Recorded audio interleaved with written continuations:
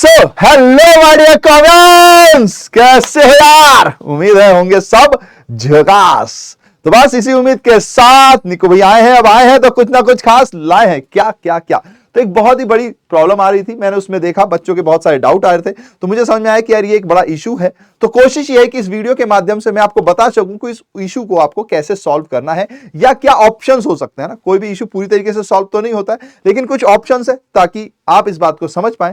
और मैं इस दर्द में आपके साथ हूं क्योंकि ये बहुत पेनफुल होता है बीइंग एन स्टूडेंट, हमने भी ये झेला है। तो कोशिश है कि लेट्स गिव अ ट्राई कि आप इस बात को समझें और कुछ तो आप कर पाएं। भैया आप किस बारे में हो रही है बात, ये तो बताओ। चलो आओ देखिए, how to manage online classes with school. अगर आपका भी दर्द यही है तो एक सैड स्माइली तो आप कमेंट में भेज ही सकते हो ताकि समझ में आए कि कितने लोग इसी प्रॉब्लम से जूझ रहे हैं। ठीक है, अब इसका सॉल्यूशन क्या है अब बताते हैं। तो how to manage online class with school. School भी जाना है भैया, ऑनलाइन क्लास भी लेनी है, क्वेश्चंस भी करने हैं, तो कुछ ना कुछ तो छूट जाता है। स्कूल का होमवर्क भी मिलता है, फिर ऑनलाइन क्लास में भी कुछ कुछ होमवर्क मिलने लग गया है, तो बड़ी प्रॉब्लम हो गई है भैया। समय इतना सा है, काम इतना सारा है, क्या क्या करें। तो देखिए एक प्रकाश डालते हैं मैनेज करने के लिए, कैसे मैनेज कर सकते हैं। तो देखिए एक सिंपल सा पॉइंट यह है कि आपके पास भैया दिन में है 24 आवर्स। ये तो सबके पास होते हैं, कोई ये मत कहते ना भैया सबके पास नहीं होते, ये तो सबके पास होते हैं। तो एक बहुत सिंपल सा पॉइंट बोला जाता है कि भैया इसको 8 में बांट दीजिए, 8 आवर्स में बांट दीजिए, 8 आवर्स में बांट दीजिए और 8 आवर्स में बांट दीजिए। अब दिक्कत क्या है भैया, दिक्कत ये है कि भैया स्कूल में कई बार ये 9 आवर्स तक भी लग जाते हैं, क्योंकि स्कूल में पढ़ना भी है, फिर वापस भी आना है, जाना भी है। तो एक काम करते हैं अपन इसमें थोड़ा सा चेंज कर देते हैं, इसको कर देते हैं 9 आवर्स।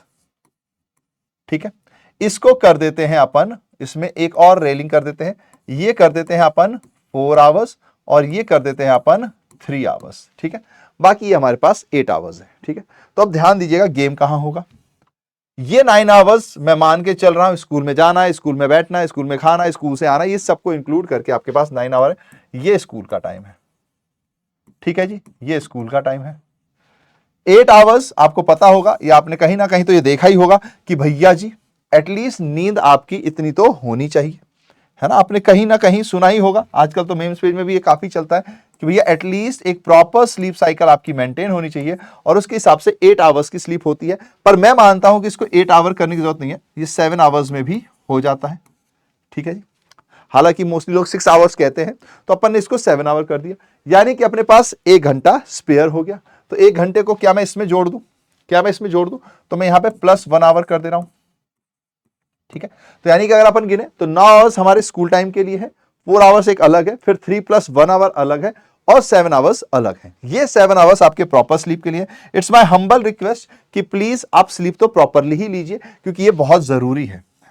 अब रिसर्चिंग ऐसी कहती हैं कि अगर कोई प्रॉपर स्लीप नहीं ले रहा है तो जो उल्टे पुल्टे काम करते हैं ना, दारू सिगरेट ये सब पीते हैं, उससे जो बॉडी की हेल्थ उनकी डिक्रीज होती है, उससे भी ज्यादा डिक्रीजमेंट आता है उस पर्सन की हेल्थ में जो कम स्लीप लेते हैं। ठीक है जी, हाँ कुछ एक्सेप्शनल्स होते हैं, क्योंकि बहुत सारे जैसे हमारे प्रधानमंत्री मोदी जी हैं और हमारे पास सदगुरु जी हैं, ये भी बोलते हैं कि बहुत कम टाइम के लिए सोते हैं, पर इन्होंने शुरू से उस तरीके से अपने बॉडी को मेंटेन किया है ना, तो वो धीरे धीरे ही अचीव होता है। ऐसा नहीं है कि भैया अचानक से अचीव होने लग जाए, है ना। तो वो एक अलग एक्सेप्शनल केसेस अपन मान सकते हैं। नॉर्मली 7 आपको स्लीप के लिए चाहिए।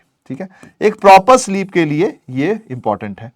तो भैया अब अपने पास गेम बचा कितना, 4 आवर्स, 3 + 1 यानी 8 आवर्स का गेम है। अब मैं मान के चल रहा हूं कि ये जो 3 + 1 है, इस 1 को ऊपर कर दूं क्या, हाँ, क्योंकि नॉर्मली 5 आवर्स आपकी क्लास में लगते हैं, तो 4 + 1 यानी कि भैया आपके पास 5 आवर्स आपकी कोचिंग क्लास के लिए है। ठीक है, कोचिंग चाहे आप ऑनलाइन ले चाहे ऑफलाइन ले, अगर तीनों सब्जेक्ट्स की ले रहे हैं तो ये आपके कोचिंग्स के हो गए। ठीक है, तो पढ़ाई तो सिंपल है भैया, स्कूल गए यहां गए। प्रॉब्लम कहां आ रही है भैया, बड़ी हॉबीज की बात करते हो, पीस टाइम की बात करते हो, सुकून कहां है यहां पर। क्या हमें रोबोट बना दोगे आप, रोबोट है कि भैया स्कूल आओ, कोचिंग लो, सो जाओ, स्कूल जाओ, कोचिंग लो, सो जाओ, बीच का खेलना कूदना ये सब कहां जाएगा।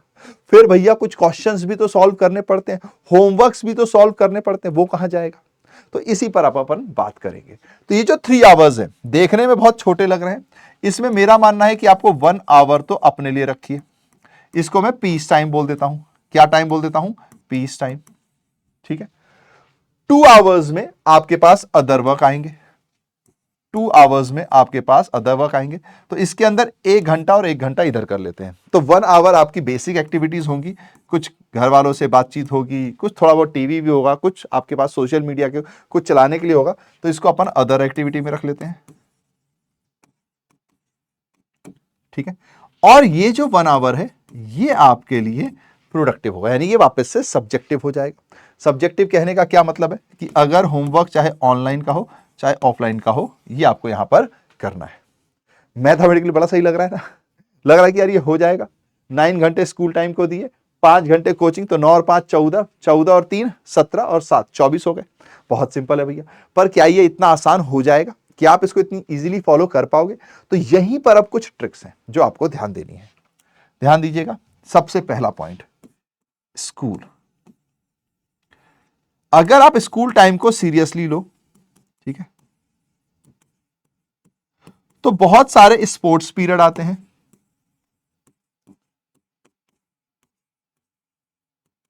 है ना, बहुत सारे टीचर के आने जाने पर टाइम बचता है, ठीक है,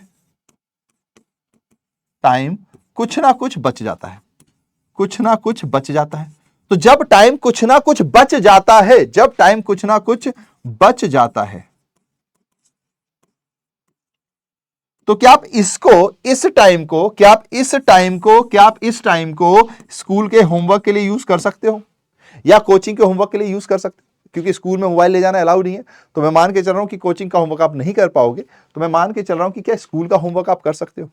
क्या इस टाइम पर आप कॉन्सेप्ट्स रिवाइज कर सकते हो? कॉन्सेप्ट्स रिवाइज कर सकते हो? और ये जो 24 आवर्स हैं, ये भैया हमारे पास, ये जो 24 आवर्स हैं, ये हमारे पास मंडे टू सैटरडे के लिए है। ये क्या है? मंडे टू सैटरडे, ठीक है जी। तो क्या आप स्कूल टाइम पे ऐसा कर सकते हो? थोड़ा बहुत तो होमवर्क किया जा सकता है। फिर आपकी कोचिंग्स होती हैं। सेकंड पॉइंट, जब आपकी कोचिंग होती हैं, चाहे ऑनलाइन हो चाहे ऑफलाइन हो, तो मैं यहां पे ऑनलाइन की बात कर रहा हूं क्योंकि अपन ने ऑनलाइन की बात कर रहे हैं, पर मैं ऑनलाइन और ऑफलाइन दोनों ही कवर कर रहा हूं, है ना। यहां पे मैं ऑनलाइन और ऑफलाइन दोनों ही कवर कर रहा हूं, ठीक है जी। नाउ, तो कोचिंग में क्या होगा भैया जी? तो देखिए, एक पीरियड के बाद, यानी कि वन क्लास के बाद एक थोड़ा सा ब्रेक टाइम होता है दूसरी क्लास के लिए, ठीक है। एक क्लास के बाद दूसरी क्लास के लिए ब्रेक टाइम होता है, फिर उसके बाद सेकंड क्लास आती फिर एक ब्रेक टाइम होता है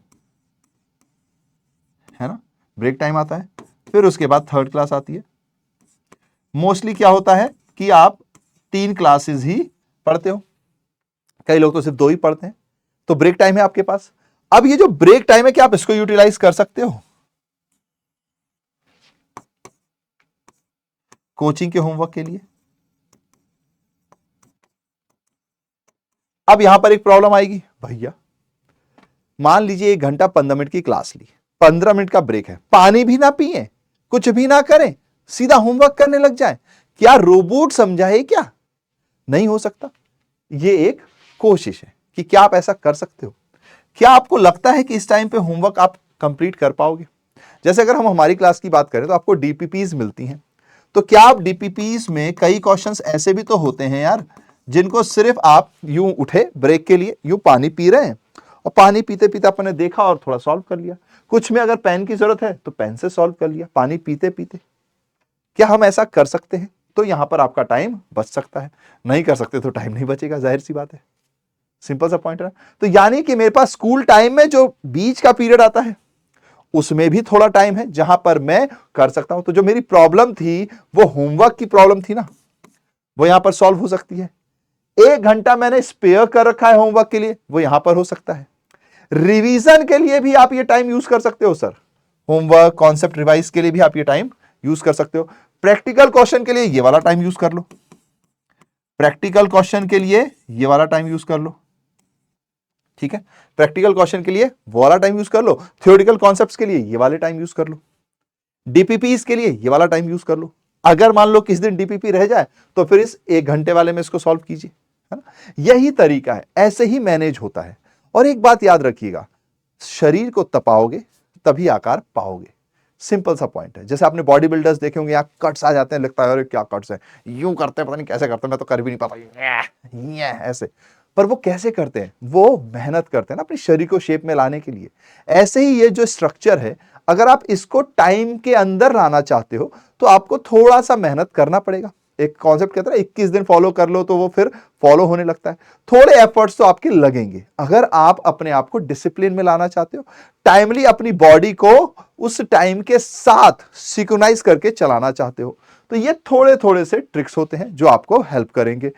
पीस टाइम में भी आप चाहो तो खेल सकते हो, म्यूजिक कर सकते हो। इस टाइम को इग्नोर मत करना भैया, ये टाइम आपको अलग से चाहिए। मैं कभी नहीं कहूंगा ये बात आपसे, रेड से ना करके इसको ग्रीन से कर देते हैं, मैं कभी नहीं कहूंगा कि भैया इस टाइम को आप किसी भी चीज के साथ अमलगमेट करें। पीस टाइम आपका अपना होता है, बॉडी का रिलैक्सेशन का टाइम होता है। कोशिश कीजिए कि इन्हीं के बीच में आपको टाइम मिलेगा। And then third point, golden Sunday. Sunday is a fun day. अब इस दिन तो स्कूल नहीं होती सर, या छुट्टी के दिन तो स्कूल नहीं होता। छुट्टी के दिन महीने में 4 संडेज तो ऑलमोस्ट आते हैं, कई बार 5 आ जाते हैं, छुट्टियां भी आई जाती हैं। तो संडे और छुट्टी का दिन ऐसा होना चाहिए जिस दिन आपको, अगर देखा जाए तो भैया 9 आवर्स के स्कूल आपका बच रहा है, बाकी तो चलो वो एज इट इज है, तो 9 आवर्स आपके पास हैं। ये 9 घंटे की कीमत आपको समझनी है। इन 9 आवर्स में आप आराम से प्रैक्टिकल क्वेश्चंस भी कर सकते हो, आप आराम से कोई दूसरी एक्टिविटी भी कर सकते हो। अगर आपका वर्कलोड बढ़ गया है तो इन 9 घंटों में आप उस वर्कलोड को कंप्लीट करो। जैसे होमवर्क थोड़ा ज्यादा है तो उसको कंप्लीट कर लो। कोशिश करो कि चीजों को अच्छे से समझो।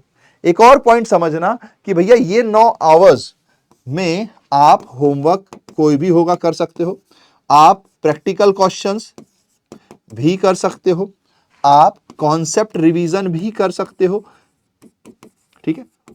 और बाकी टाइम तो मैंने छोड़ दिया, मैंने कहा ठीक है बाकी तो छोड़ो, स्कूल के टाइम को यूटिलाइज कर लो। दिक्कत कहां आएगी, इस टाइम पे भी मन करेगा कि यार खेल लेते हैं, तो यार मैंने यहां पर तो कुछ नहीं करने को कहा। संडे को आपकी कोचिंग भी ऑफ रहती है, इस टाइम पे खेल लो ना यार। 4 और 3 7 और 1 ये 8 घंटे है, समझ रहे हो आप, तो कुछ भी कर सकते हो। 6 दिन में जो भी पढ़ाया जाता है वो 1 दिन में रिवाइज हो सकता है, पर कब रिवाइज होगा उसी के लिए आपको ध्यान रखना है। टाइम है हमारे पास। अगर मैंने कोई चीज एक बार में इतने अच्छे से पढ़ ली कि मुझे उसको बार बार नहीं पढ़ना पड़ रहा, कुछ ऐसी चीजें होंगी जिसको बार बार पढ़ना पड़ेगा, कुछ आराम से समझ में आ जाती हैं, तो भैया सबसे पहला पॉइंट यही है कि कॉन्सेप्चुअल क्लैरिटी अगर आपने ले ली तो आपको बार बार दिक्कत नहीं आएगी। अगर आपने फुल कंसंट्रेशन के साथ कोई पढ़ाई की है तो क्वेश्चन में 1-2 एडजस्टमेंट इधर उधर होंगे तो आपको प्रॉब्लम नहीं आएगी। तो सबसे पहली चीज क्या है, कॉन्सेप्ट क्लैरिटी। थोड़ा सा आपको इसके लिए डिसिप्लिन लेना पड़ेगा, बिना डिसिप्लिन के तो आप नहीं कर पाओगे। तो अगर ये दोनों चीजें आपने रखी, कॉन्सेप्ट क्लैरिटी, डिसिप्लिन, तो फिर आपकी चीजें मैनेज होने लगेंगी। किसी के पास भी एक्स्ट्रा समय नहीं होता, जो समय अवेलेबल है उसी को मैनेज करना है। और उसके लिए अगर कोई चीज रिपीटेटिव टास्क आप ना करें, रिपीटेटिव टास्क का मतलब क्या हुआ कि भैया एक ही टास्क को बार बार रिपीट मत करो कि पहला चैप्टर चालू किया उसी को शुरू कर रहे हैं, फिर अगले दिन आए फिर से पहला ही शुरू कर रहे हैं। नहीं, एक एक चैप्टर आगे बढ़ो। कई बार मैंने देखा है खासकर एवरेज स्टूडेंट्स में कि जब भी वो पढ़ना चालू करते हैं वो मंडे से स्टार्ट करते हैं कि मंडे से लेकर फ्राइडे सैटरडे तक जो पढ़ाया गया उसी को वापस करें। जरूरत नहीं है ना यार, अगर मंडे को आपने अच्छा पढ़ लिया तो सिर्फ ट्यूसडे का रिवाइज करो, ट्यूसडे को अच्छा पढ़ लिया तो वेडनेसडे का करो। समझ रहे हो क्या पॉइंट है? हर every concept don't need revision, every concept doesn't need